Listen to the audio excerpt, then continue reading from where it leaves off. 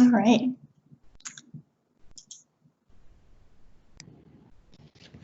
So one more minute and we will get started. Thank you everybody for coming today. Please do participate in our poll question that is in the chat. Also, we welcome your feedback, your questions throughout this event. We're going to be answering questions as we go, and then any questions that remain at the end, we will make sure that we address before the end of the session. So welcome everybody. And since it is 12 o'clock, I am going to go ahead and get started.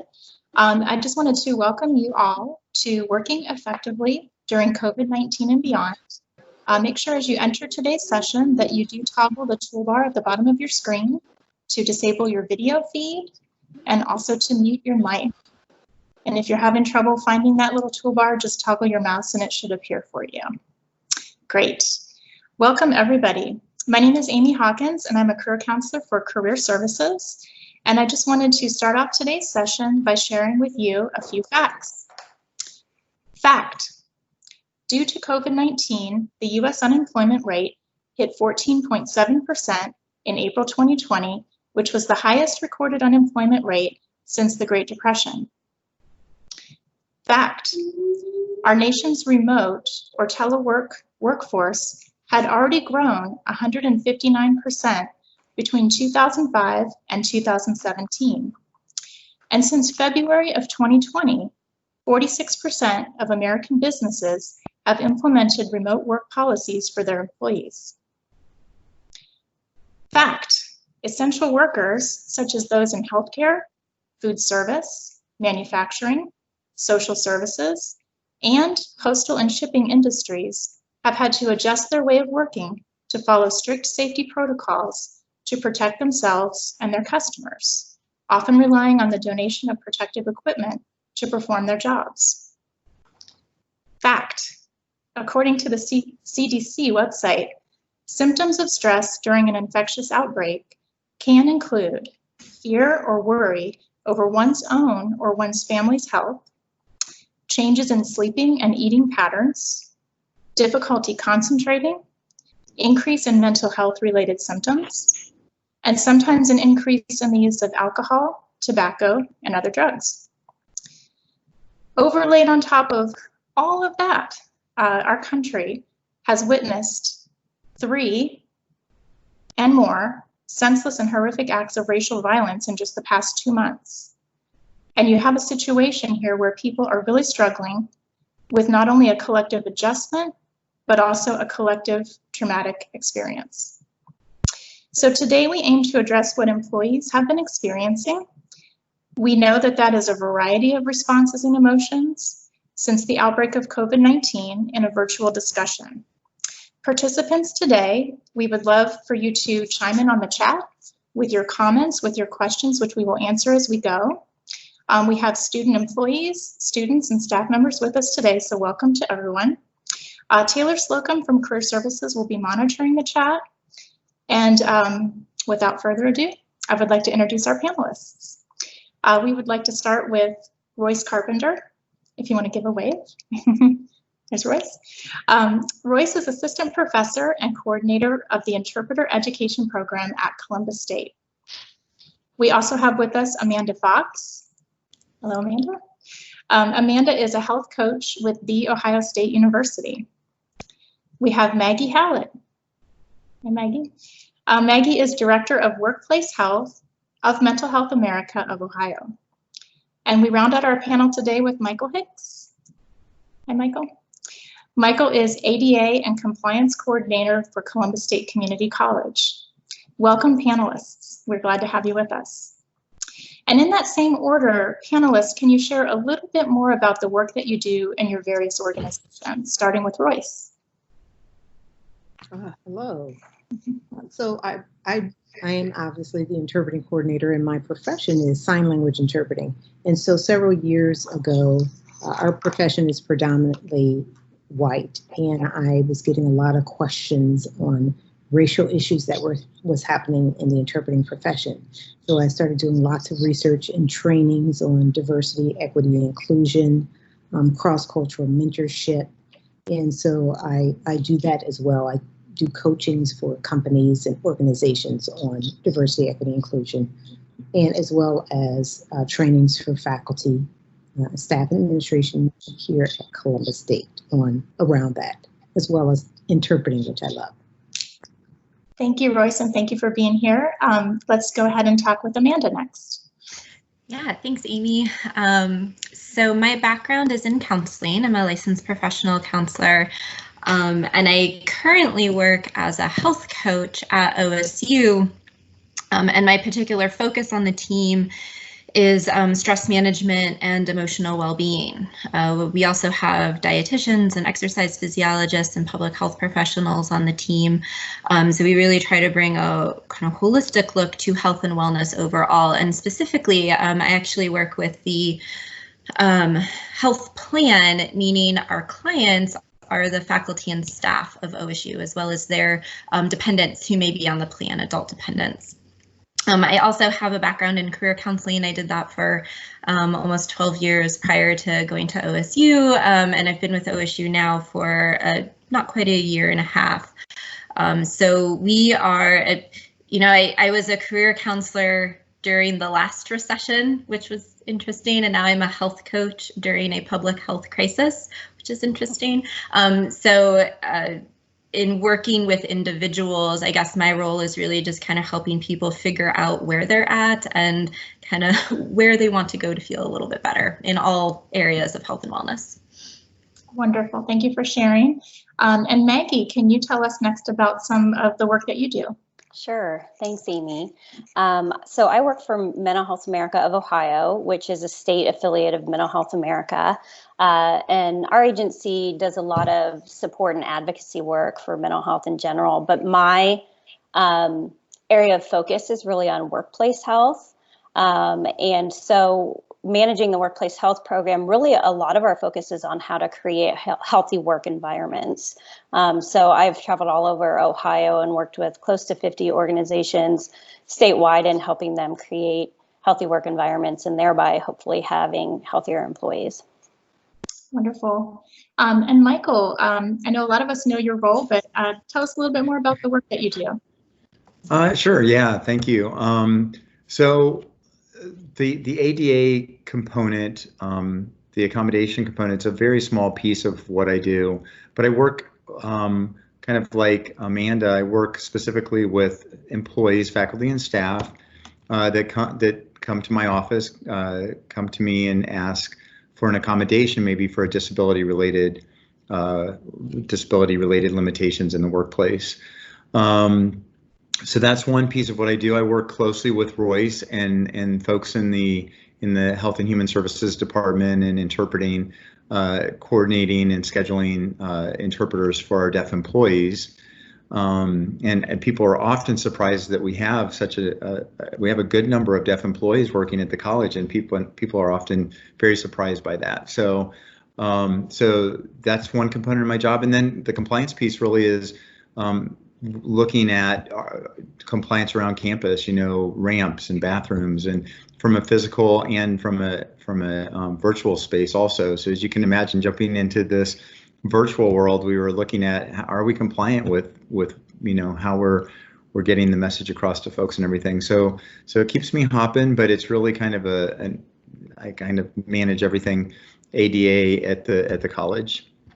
Wonderful. With lots of help from lots of people. Sure. Thank you guys for taking that time to tell us about your work. I would love to roll right into the first question. And this is an interactive session, so I'm just going to encourage all the participants once more to chime in with your questions, with your comments. We'll try to stop and pause and address some of those as we go, and then catch everybody before we finish today's session.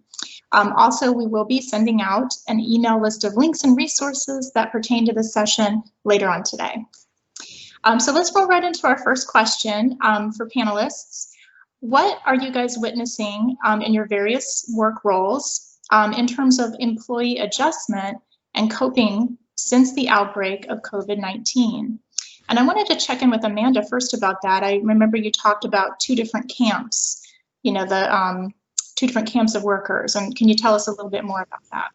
Yeah.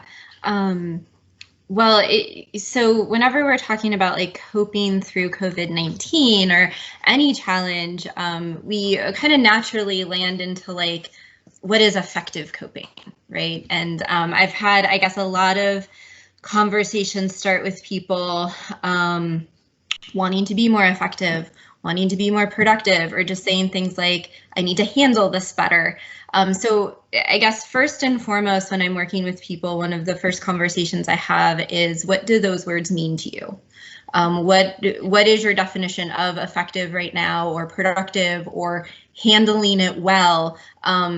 Because if it is exactly what it looked like pre-pandemic, it's probably not going to fit right now. And could we work on kind of a new definition of that?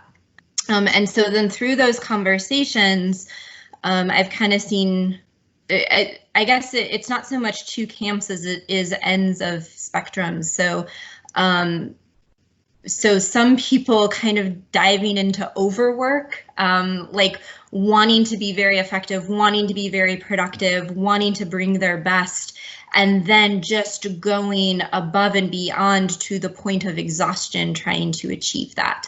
And that could have been in their jobs, it could have been for their parenting, it could have just been for anything. Just like go, do, without a lot of breaks. So a lot of overextension. And then on the other side, people who were just feeling very greatly affected by everything that was going on, whether they were directly affected in their lives, in their homes, or just witnessing effects out there in the world, going into almost inertia, feeling very almost paralyzed with fear, with anxiety, with overwhelm, like not knowing where to start with coping. And then we had everybody in between. I've had some people thriving because of COVID, some people drowning because of COVID. So the coping and the adjustment has been all over the place. And I guess what I've looked at is, again, in helping people define what they want to feel, what they want to be doing and adjusting. We then look at very small steps to take to achieve that. And I can talk more about that as this conversation goes on. That's great. Yeah, and I think it's important to note, like you said, there's different reactions that people are having. And what we want to do in today's talk is normalize the fact that there's going to be different reactions and that you are okay, no matter how you've been reacting. Like something you said to me, Amanda, before this talk even happened, if you are being effective at something, you are being effective, you know? Yep. So some days are better than others. You're going to have those challenge days, and then you're going to have those thriving productivity days. And the best thing that we can do is give ourselves credit that we're doing our best. So and I guess to that, I guess I just want to add to something that I think is really important as we're talking about adjustment is COVID has presented a lot of opportunities to adjust and adjust again and adjust again. And now with the reopening of things, we're adjusting again and adjusting again, and there's big decisions to make and new information coming in all the time. And each phase of adjustment means things are going to look messy for a minute. For some people, it could be a day. For some people, it was a month. Some people are still in a mess. And all of that's okay. It is kind of what we have to go through. Adjustment to change, to challenge, does not always look pretty. And that does not always mean we are not being effective. Mm-hmm. So I've been really trying to help people kind of bring a full picture, like look at the full picture. What is going well? What is not? Where do you have some control and some readiness to make change if you think you need to? And on the same topic, Maggie, I know that you had said that there is a stress response that you're seeing out there in people. What are those mental health symptoms that come up for people in times of stress like this? Well, I mean, I think overall COVID was a collective, or continues to be a collective trauma, and then you mentioned layering on another collective trauma with all of the racial injustice that we've been seeing lately. But the thing about trauma is that you don't necessarily know what it's doing to you while you're in it. You cannot process it until you're through, because while you're in it, you're on survival mode. And so we've been on survival mode, since early March, and now it's even, you know, especially for Black and African American people. I mean, it's even heavier now. And so I think, you know, setting realistic expectations of ourselves is really, really important. You know, we've heard a lot about, you know, we had a lot of people reach out to us and say, how do we handle this? What do we do? And of course, there's always the get enough sleep, try to get exercise, do all of these things, kind of the mental health checklist. But what we recognized in saying those things is those are pretty privileged types of recommendations, because what if you can't get outside to take a walk, you know, because for whether it's disability related, or you don't live in a safe neighborhood, or there's not green space around, you know, yeah, sleep is nice when you can do that. But if you have 6 people in your family all experiencing this differently, you know, so those sorts of things are certainly important, and we don't want to downplay those. But what we think is most important is really just self-compassion, and offering ourselves grace and others to know that we're all experiencing this really differently from one another. And, you know, especially if you're in a household where there's other people, they're experiencing it differently than you. And so the lowering of expectations, you know, not thinking, oh, now's my time to get fit, or now's my time to start that, you know, side business I was always going to do. Those things aren't super realistic right now. Right now, it's just do the best you can, but really be okay with doing that, you know? I appreciate you saying that, and avoiding that kind of societal pressure to be more, do more, you know, like be as productive as possible. Like, really the first priority is, like, when you're on an airplane, like, put the oxygen mask on yourself, and then you can take care of your clients, your students, you know, and that kind of thing. So thank you guys for saying that. I wanted to tell the panelists, I would like to move on to question 3 next instead of 2, but I want to make sure we all had a chance to chime in on number 1 before we move on from it, or if anybody had anything last to add on that. Yeah, if you don't mind, I just everything that Amanda and Maggie said, I was like, yep, that's I agree with that. Kind of piggybacking a little bit more on what Maggie was saying too, is we have to remember, I think it's important, because I've heard from several people, at least, that you know, a level of frustration with, you know, different ranks of folks. And what we have to remember in this particular, well, in all of this, in the pandemic and now with the race relation tensions, is everyone is experiencing it. Not just me, not just our panelists, it's everyone is experiencing it.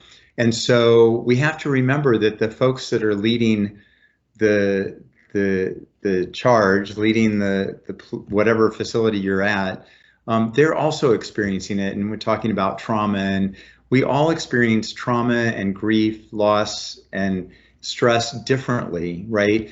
And so I think we have to remember that just kind of forgiving some of the missteps as we go along, because, you know, we're all on teams most likely, and just being compassionate and forgiving some of those missteps from our coworkers and from our leadership in our different organizations, to know that we're all going through this in a very different way, but together. So wonderful point about supporting each other, and just like recognizing that you never know what happens in somebody's house after, you know, that Microsoft Teams meeting shuts down. What people are going through in a whole life perspective. So thanks, Michael. Yeah. I would like to go ahead and jump to question 3, and if we have time, we're going to get back to 2. So next question, recent data shows that the coronavirus is impacting African Americans at a 2 times greater rate than expected given their population size. Taking into account the fact that African Americans also make up a large percentage of our essential workers, please discuss the mental health implications of the pandemic on African Americans. Likewise, please discuss the mental health implications of processing events in recent news showcasing acts of racial violence against African Americans. How are African Americans coping at this time? What can they do to seek support at work? and how our organizations and how as colleagues can we help support them at work? And I'd like to address this first to Royce, if possible. Thank you, Amy. So the question is so nuanced. And before we have to even talk about the pandemic and the racial things that have recently occurred, we have to talk about there's something called racial battle fatigue. So people of color, especially African Americans, per the research, deal with racial battle fatigue, which is daily slights. Not everybody think it's, major racism or something, but it's just daily slights that people deal with on a daily basis, and it compounds, right? And so Maggie and Amanda both talk about mental stress, but it's not just mental, it's physical. So there's that depression or anger or more people of color have high blood pressure or diabetes. These things are not just because people are not taking care of themselves, like it's usually told, but it's because of this stress kills us, right? Stress kills. So you have that stress, and then the pandemic on top of that, which showed some of the inequities in healthcare and mental health care and all those things. It's just having a compiling effect on many people. And so I think that it can't be separated from that. I think many Hispanics or Latinos deal with racial battle fatigue, and Muslim communities deal with racial battle fatigue, but some communities deal with it in certain situations, right, of national crisis, or certain research shows that African Americans deal with it constantly, just because the racial undertones of the U.S. and, over 400 years of dehumanization that has to be worked with on top of a pandemic, on top of, lives lost, not just in the last couple months, but over and over and over again. And so a lot of, I can't speak for everybody, right? But what a lot of African Americans have said is they're just exhausted. They're just tired. They're tired of giving people a chance to do the right thing. Tired of everybody saying, well, it's going to be different this time. And so I think the mental stress is overwhelming, right? That burden to try to teach people or say, oh, how can, everybody's saying, well, what can we do for you? Well, I think that just that overwhelming sense of trying to do something to help during this time is enormous. One of your questions asked, how can organizations support? I think things like what's happening today, conversations, right? But we've had a lot of conversations too, so actions have to be, but your colleague, just somebody next to you saying, you want to go out to lunch today? You know what I mean? Well, not in the pandemic, but do you want to Zoom with me? Michael, do you want to Zoom with me today? And just some extra humanity to one another during this time, I think is needed. I think there's some extra things because of media and politics that all adds extra stress, because you don't, those workplace, you have meetings like, please don't let this topic come up. African Americans like, I don't want to discuss this today. Please don't let this come up. Those things at work. So maybe not having those political conversations in the environment that may be mostly white, and it seems okay, but that person is like feeling like, oh, I don't want to talk about this, and I don't want to say anything because I might be the lone wolf on what I'm thinking. So, workplace, just being cognizant of one another, I think is just very important, and not tiptoeing, not having just normal conversations, but just being mindful of what we say. I think sometimes we just say things, and like Michael said, we're not meaning anything, but we have to, your intent and impact can be totally different. So not just considering what you meant, but maybe considering what the impact is going to be before that conversation or that comment is said. Black and African American people need to make sure they're seeking assistance, mental health assistance, doctors, like go to your doctor, go to a clinic. The problem right now is things are limited. So those people that don't have health care, don't, they can't do or don't have a computer, they can't do a Zoom with their doctor or Teams with their doctor. So some of those things are not even being able to be addressed right now, right? And a lot of our students are struggling, and they don't have the support. They may have had the support at school, but they don't have it now. So I think there's a lot of things that we have to consider once we, in a few months, whenever we start coming back together, that I think it was Amanda that talked about the trauma. There's layers of trauma that they're going to come back with, and we need to do as Michael said, and maybe give everybody a little extra and some things and humanity. I like that. I like that, what you said about humanity and, you know, checking in with people. Lisa Schneider sent a nice list to the Coles instructors, I believe it was this morning or yesterday, about considerations, you know, for working with our students during this time and just like checking in with them to see what they need. Just checking in. I really like that message. So thank you. Thank you. Hey, could I add on to that really quick too? You know, I think beyond just checking in, I think it's really helpful to have some action steps if possible. You know, within our organization, we try to really practice what we preach in creating a healthy work environment. And so this article from the New York Times, an opinion piece that came out last week, it says, check on your Black employees now. And so I think it's important that there's some accommodations made too. I mean, if workload feels like too much because of what's going on, how can we lighten that burden right now? If people need more mental health time off work, how can we make sure that can happen? You know, there's got to be some, you know, I think it's important for the rest of us to help share the emotional load. And so what we can take off people of color right now, you know, and put on our plates, anything that we can do, because that's all we can't fully understand. So, you know, knowing that there are some, you know, let me do that for you. You're living through a lot right now. You know, those sorts of things we found, and at least in my organization, has been really well received and appreciated. Definitely. Any other panelists want to chime in on this one, or? I'll just add that, so, you know, what we've kind of been talking about is we are the help for some people. Like, we're the ones people are checking in for, an extension of healthcare, for a little emotional and mental support right now. And sometimes, well, most of the time, our care is still through a very white lens.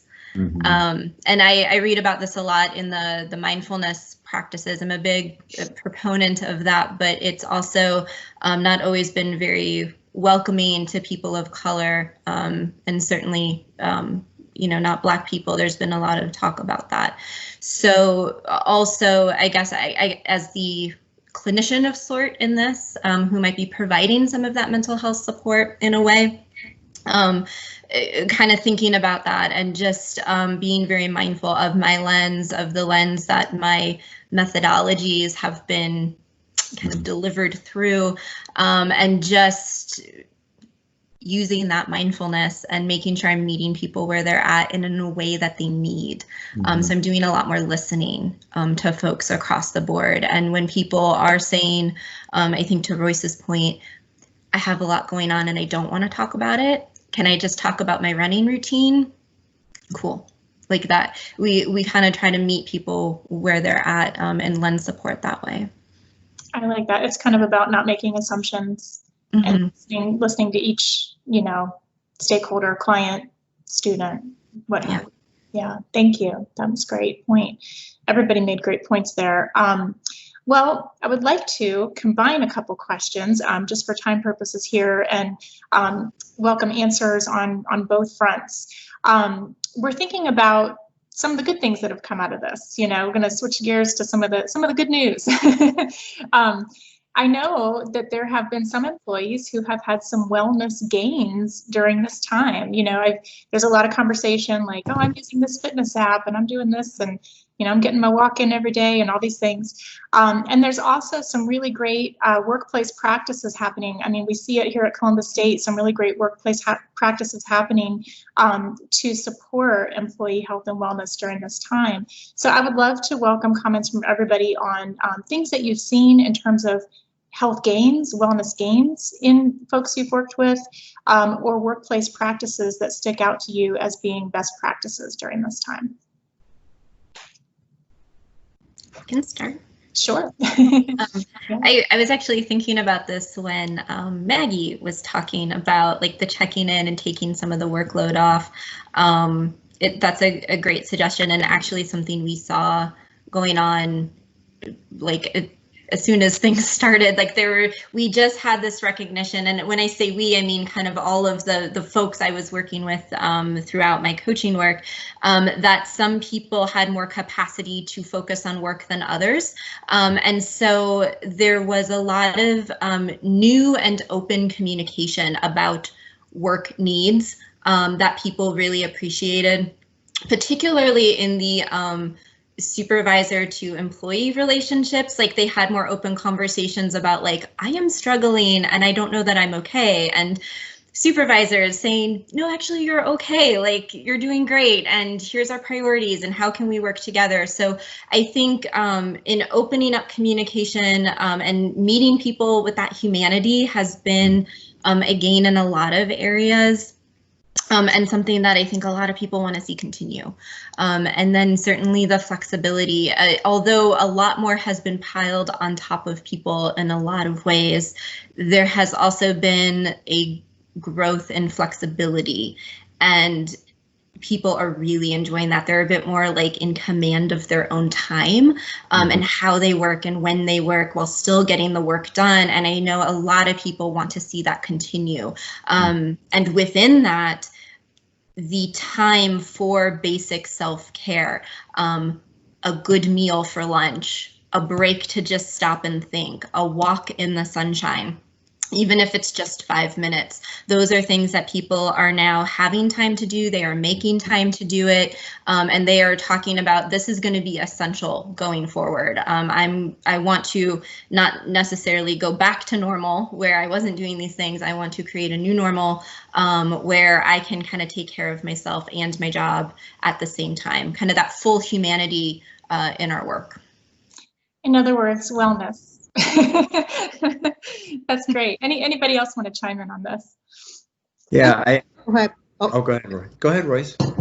I think people have connected back to each other, humans, family, I mean, not that homework. So, that's been rough for people helping kids through school. But I think this, a lot of people work and then when they get home, they're still thinking about work or doing work. So maybe connecting, I've heard a lot of people being able to connect with their family, and even over platforms like this, they can't get together, but they've gotten together more just because it's like, oh, we need to see each other. We don't know what's going to happen tomorrow. So I think that sense of urgency to connect just with human to human and family has been great.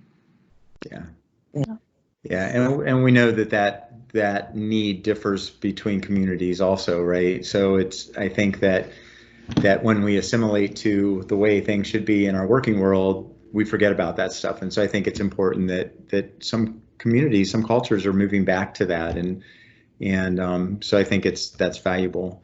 Amanda, I thought it was really nice when you said get a healthy lunch. I was thinking, gosh, get a lunch, just to actually be able to break away and actually set aside 30 minutes to just get away from the computer. And so I agree. I think I'm hearing many more stories of people doing that are saying, you know what, I'm taking a walk at lunch just to step away. I'm shutting the computer down. I'm not letting anyone get to me. And I think that we know that's our danger is the technology. And so we've been thrust into this world now of having technology in our face at every moment. And if we can just get into that habit of being able to shut it down and walk away for just a few minutes, I think it's valuable. Definitely. Yeah. And I remember, Michael, too, we talked a little bit about how the Cougar 5K registrations were this year. Given the platform, I always love talking about the Cougar 5K, but we did, so this year, Maggie and Amanda and the rest of the audience, we had to do a virtual 5K, and we were very nervous about it. But I'll tell you what, we had more participants this year, and I think there were a couple of things about that. One, you had a week to do it on your own terms, your own time, in your own environment, and I think exercising and being out with a group of people to be in an event can put people in a real vulnerable place sometimes. And so I think that it gave other folks that maybe would have never thought about being in a 5K an opportunity to do it and kind of do it on their own terms. And I love that. And I hope to continue that in the future. But, there's lots of that stuff out there. There are walking clubs. There are lots of 5Ks that are going virtual this year. And so there's lots of things like that to be able to do. So, yeah, and I know, on our end with Nicole and the wellness group, she's had great success with just getting people in their homes, because unfortunately in our homes we get super comfortable, right? So that could also get us into a kind of a docile sort of, no movement place. And with Nicole and through the wellness program, she's getting people out and moving. And so I think that's helping. It's helping with the mental wellness. It's helping with the physical wellness. So yeah, it's all a win-win. So. Sure. I do want to stop and check in with Taylor to see if we have any questions built up in the chat, but do any of you have any final responses on this question first? Okay. Taylor, do you want to pop in and give us some of the questions? Sure. It's actually been a really, really good discussion and a lot of great comments. There is a question I think you all will kind of touch on about kind of the workplace and things like that. So I might wait to pop in with that one. But overall, it's been a lot of good questions. But one actually did come through just as I was talking. From Leslie Melton, do any of the panelists have examples of how organizations have implemented practices to support those employees who are parents and are now working from home with their children in tow? What are some examples of parents thriving right now in this new normal? Great question. Anybody want to jump in on that one? Go ahead. I'm happy to.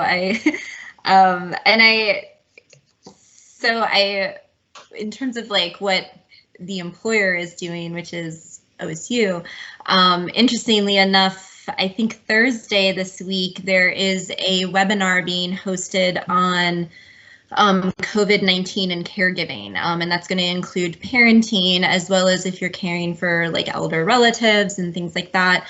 And it's also going to look at the kind of disproportionate impact on women in caregiving, which has been an ongoing thing for our nation as well. So one of the things that they're doing is starting conversations about it.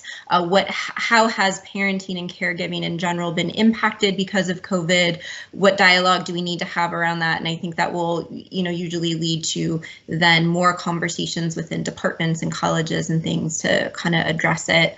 As far as like how people are coping, examples of thriving, I think I hear it from individuals, right? So when I hear individuals say what's helping, hearing support from their supervisors has been huge. So when there has been acknowledgement of, I get your situation may be different than others, however that may be, do what you need to do, you're okay, let's talk about your priorities.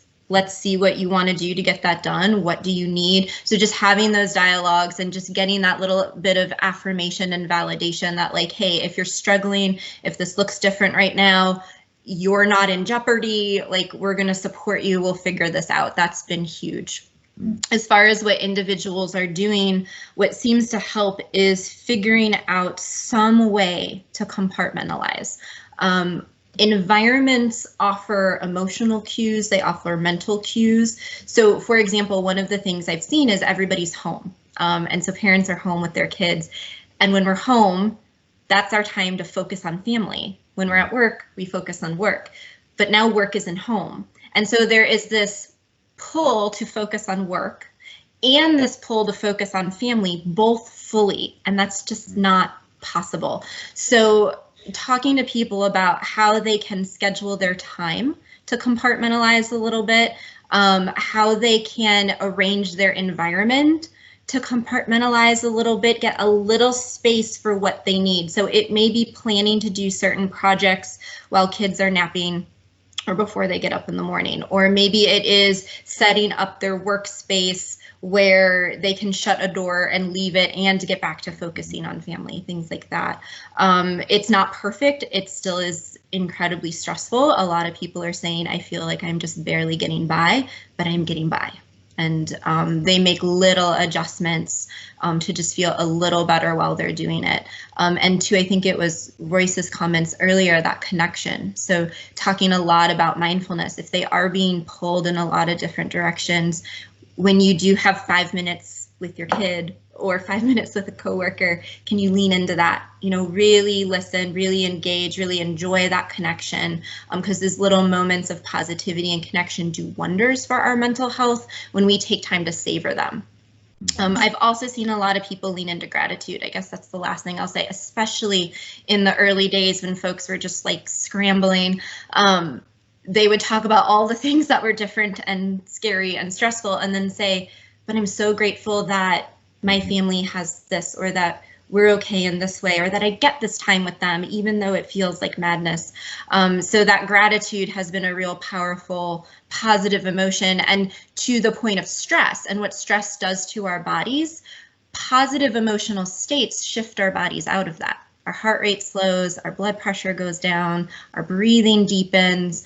So if we can actually feel good, even if it's just for a moment, that helps. It's just a buffer through everything else that parents especially have been multitasking through. That's wonderful. I actually want to segue to a question to Maggie at this point, with the panel's permission, because I think it's related to what we've been talking about.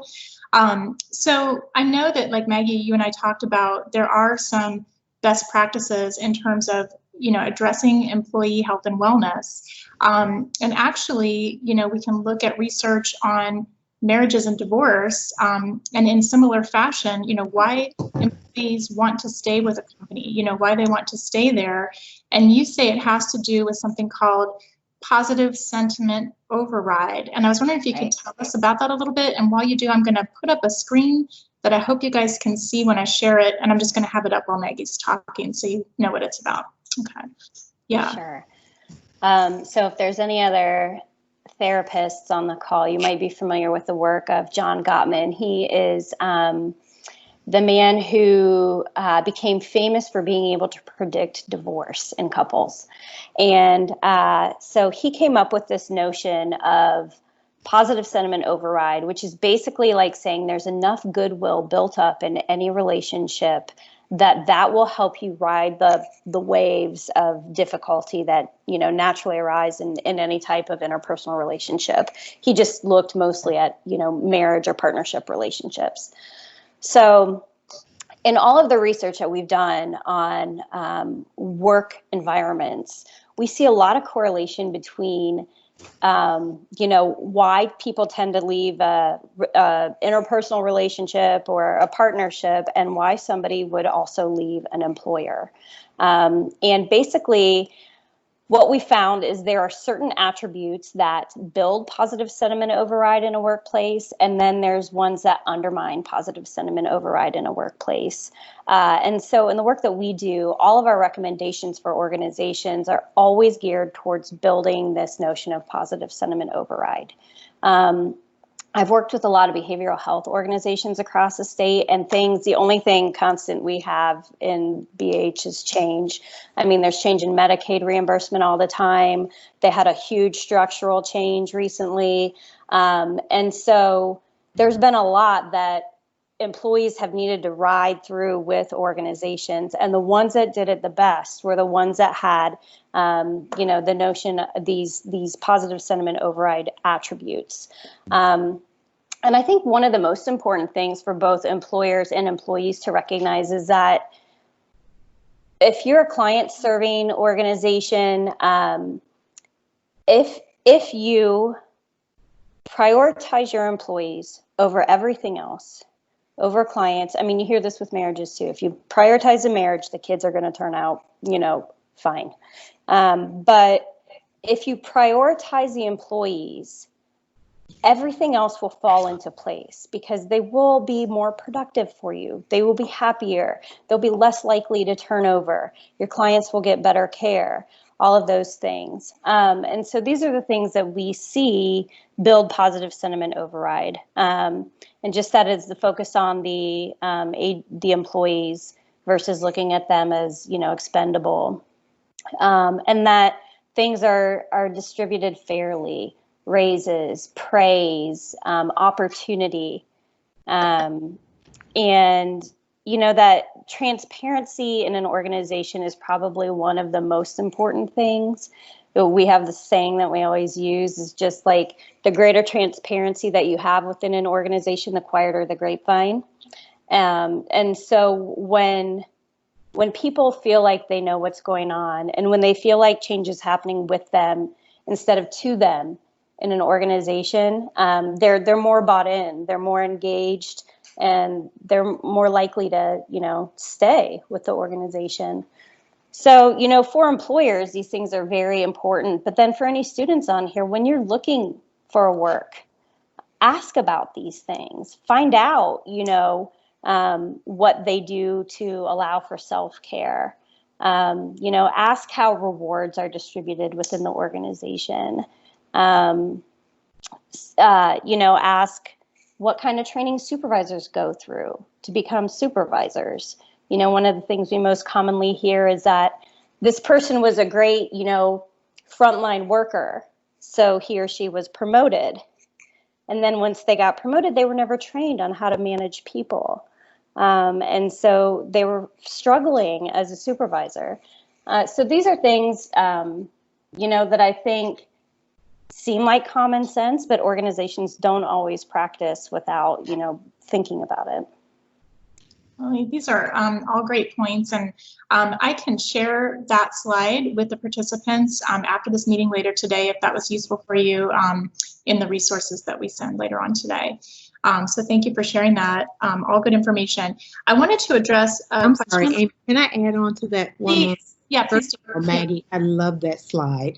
Oh, good. That slide is amazing. I love that slide. But I wanted to say that if it's somebody that has not practiced some of those things, you can.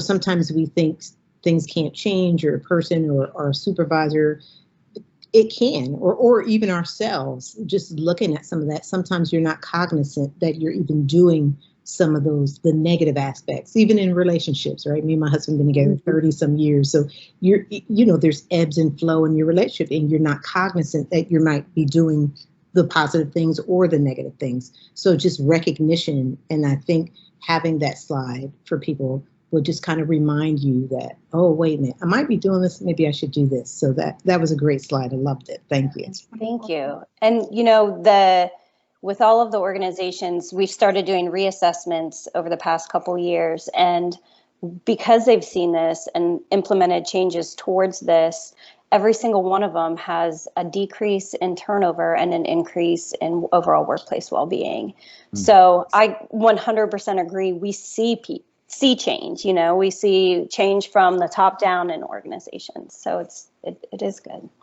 That's results in action. And I when I was reading through your comments that we talked about prior, Maggie, it is all about reinforcing that employee's values. Like, so if that employee feels like their values are reinforced, if they feel like they can be creative in that work environment, that there's that kind of support, it's just more positive experiences, and positive experiences make people stay. So I think that's research.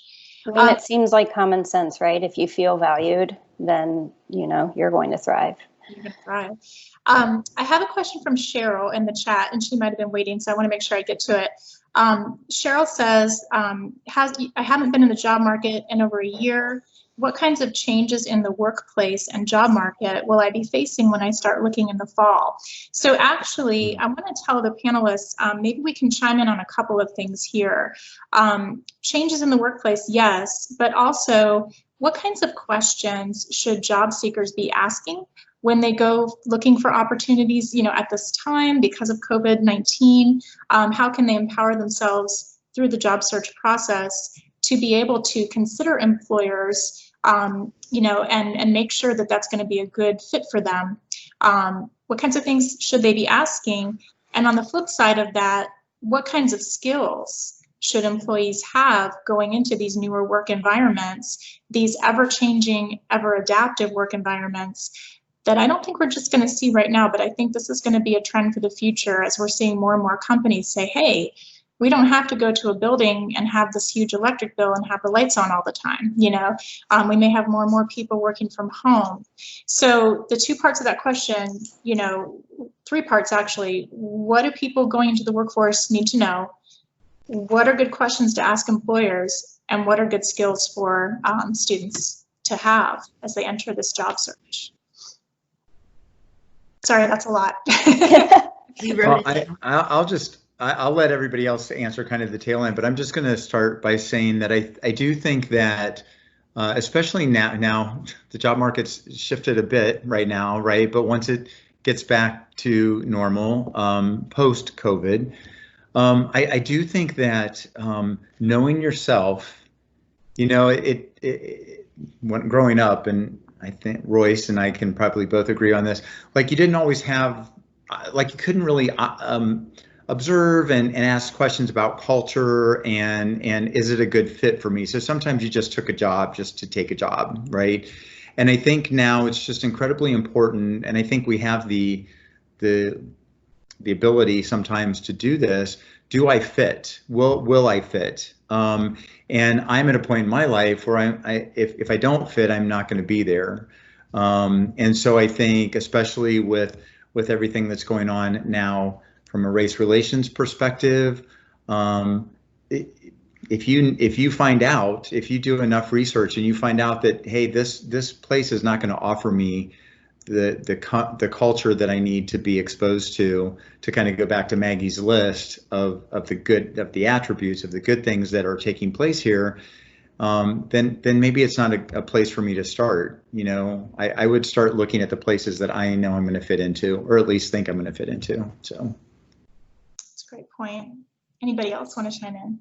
Yeah, to answer the first one, I would probably ask, depending on, of course, it depends on what your goal is as an employee, right? But asking, so what if I have ideas for a company, where do I post those at, or where do I send those to see if a company is even open for, you know, if it's a top-down approach or it's more employee-centered. There's questions, but it depends on what you want from organization and how are you somebody who wants to be involved, or you want to just stay in your place and do your job and, you know, focus on that. So I think it's a broad question that has varying answers depending on what your goal is as an employee.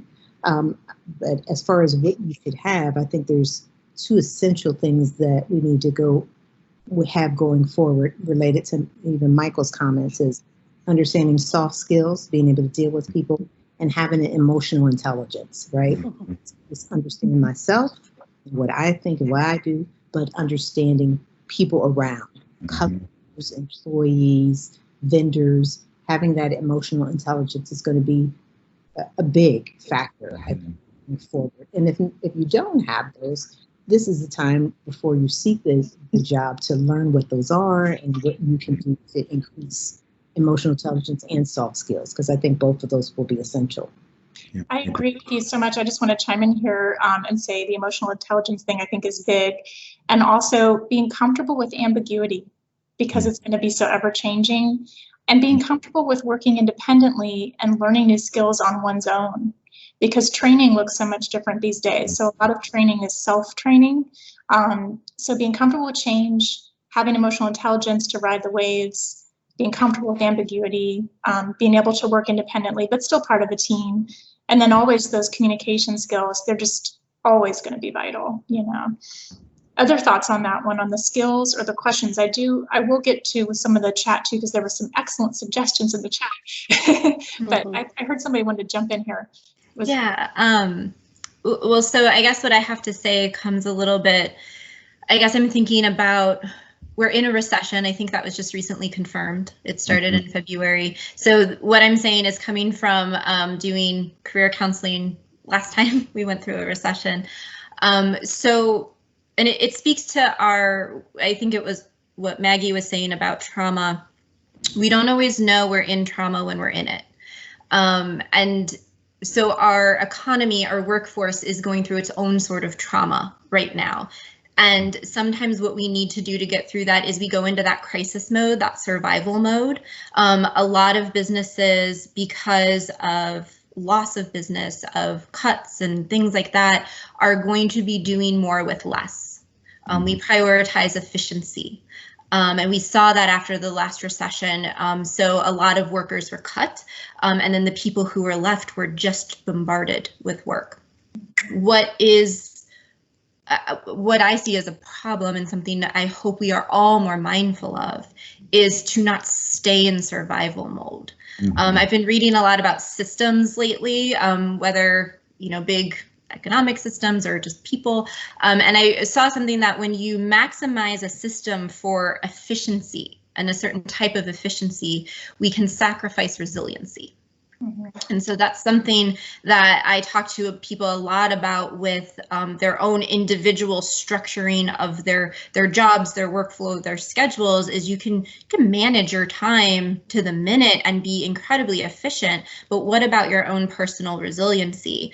And I guess my little personal mission is in speaking to any business leaders, even department leaders, anyone who has any influence, is to keep that in mind, right? We may have to all work a little harder and do a little more to get over a hump because of what we've been through with COVID especially, but let's not sacrifice long-term resiliency. How can we, as we've been saying this whole panel, support the humanity of workers and their full range of needs? Because as that slide showed, when we do, they thrive and we can do more. And we can be productive. So I think that's important. It's kind of twofold. Like, let's know we're going to be going into a workplace that is strapped, that is struggling. Our leaders don't always know what to do or how to do it. We're all in it together and we're figuring it out. There's a lot of change we're navigating. So the answers, that ambiguity, Amy, you talked about, I think is going to be really important, that the answers we want aren't necessarily going to be there, and we're going to be creating the solutions to problems together, new solutions that don't even exist yet. And that's exciting. That's an opportunity, but it's going to require a lot more of us. We're going to have to bring new things to the table. For sure. Thank you, guys. I wanted to just point out before we end today, Tracy Lumar Nicolai, thank you, Tracy, chimed in with an answer about questions to ask when you're going through the job interview process. And she said some things here in the chat. What is your company's cleaning standards and practices to ensure a safe working environment for your employees? Somebody else said, how do you build company culture and keep people connected when everybody is physically separated? What is your company doing to ensure diversity, inclusion, and equity? These are all really great questions for these times that we're going through right now. How does the company give back to the community? And even an article I read before today's session, it's totally okay to ask about workplace safety. It's totally okay to ask about remote work policies and how that works. And maybe do a little detective work, maybe not ask, but maybe do a little detective work to look at the company's stability during this time, because that can be an issue too. We are out of time. And I knew this was going to happen because this is a great topic and I think we could talk about this forever, but I just wanted to end the session with literally brief 1 or 2 word answers if the panelists have some final parting thoughts or advice that they want to share with people today, just on how to thrive during this time. If you have those quick words of advice as we close out today. And before we do, I just want to remind people, please do watch your email for that list of resources that is coming your way. We appreciate your attendance and your activity in the chat today. And also student employees, please don't forget to take a screenshot and fill out your reflection form to get credit for this session. And also please make sure that you log out of this meeting completely when you leave, because when you don't, the recording keeps going. So just a little FYI. But final thoughts, panelists, final thoughts. I'm just going to continue with the theme of self-care, and adjusting to being in our homes. Now it's been a few months, so hopefully you've found a place that is comfortable for you. You're taking care of your body. Just be sure you're getting up and stretching and taking care of your body, your eyes. Make sure you're not staying focused on a computer screen for 8 hours.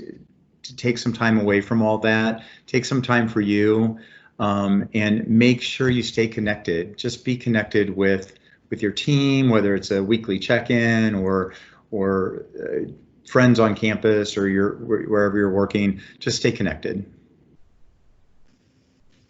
Oh, sorry. You go ahead. I'll follow up with just say, have grace. Have grace for yourself. Yes. Have grace for others. That's it. Great advice. Great advice. I was gonna piggyback on the self-care too. One of the biggest obstacles to self-care I hear from a lot of people is guilt. Like I should be working or I should be taking care of whoever. And so self-care goes on the back burner, and it's not a luxury, it's a need. It is how we maintain our health and our focus. And we will be better for our jobs and better for our people when we take good care of ourselves. And it doesn't take a lot. Self-care doesn't have to be luxurious. It can be, as I'm seeing in the chat, a deep breath, a little sunshine, a stretch, a drink of water. Those things make a huge difference. So self-care, essential nutrients for us. I mean, everybody has pretty much said what I was thinking too. I mean, just go easy on yourself and others right now. Definitely. Well, panelists, you are wonderful. I thank you for all of the sharing that you did today, your wonderful expertise, the way that we could just talk about this topic and help people to normalize different reactions during this time and help them to know that they are okay. You know, whatever they're doing, like you said, they're effective, they're productive, their aim is true. You know, they want to help students, they want to help clients, and they need to take care of themselves. So thank you, panelists. Thank you, folks who joined in the conversation today. Watch your email for a list of resources coming to you. And be sure to log out of the meeting and have a great afternoon, everybody. And thank you, Taylor and Career Services team for helping with today's session. Thank you. Thank you. Thanks, Amy. Thanks for coming. Thanks to everybody who helped behind the scenes. Thank you. Thank you. Thank you. Thank you, panelists.